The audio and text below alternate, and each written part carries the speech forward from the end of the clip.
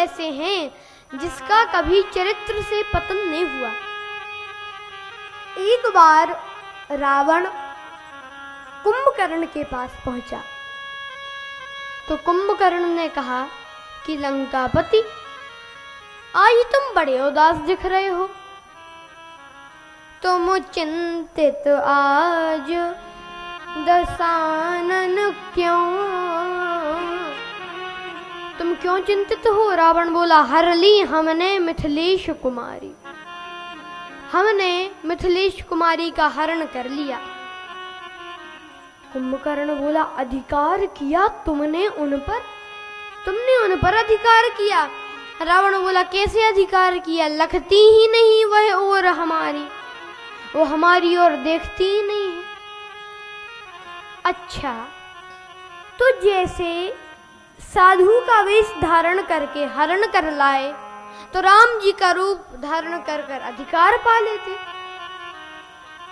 तब राघव ही ना बने तुम क्यों?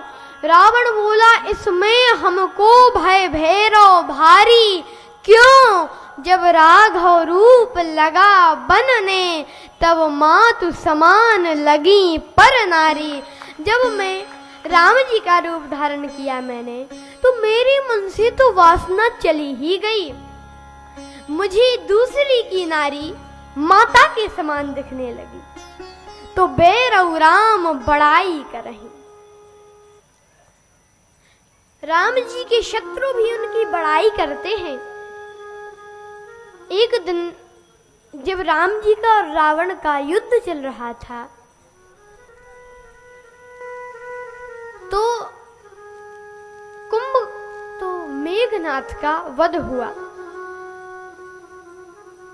तो मेघनाथ की पत्नी सुलोचना रावण के पास आई और कहा कि पिताश्री, अगर आपकी आज्ञा हो तो मैं अपने पति का शव रामादल से ले आऊं। रावण बोला, अवश्य बेटी जाओ, अवश्य जाओ। अब दरबारी सोचे कि महाराज, सभा में था उस समय रावण, दरबारी सोचे कि महाराज आपकी 10-10 बुद्धियां हैं, एक में भी समझ नहीं है, 20-20 नेत्र हैं, एक से भी दिखाई नहीं देता। कहा क्यों?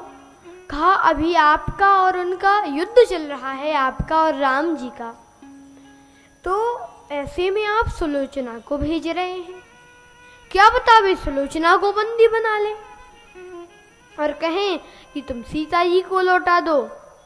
राम जी कहें कि तुम सीता जी को लौटाओ तो हम सुलोचना को लौटा देंगे।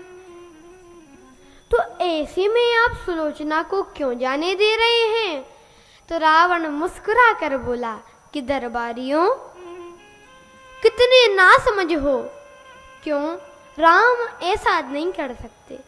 क्यों नहीं कर सकते? जब आपने उनकी पत्नी का हरण किया है तो वे भी तो सुलोचना को बंदी बना सकते हैं। रावण बोला, इसलिए क्योंकि ये काम रावण का है, ये काम राम का नहीं है।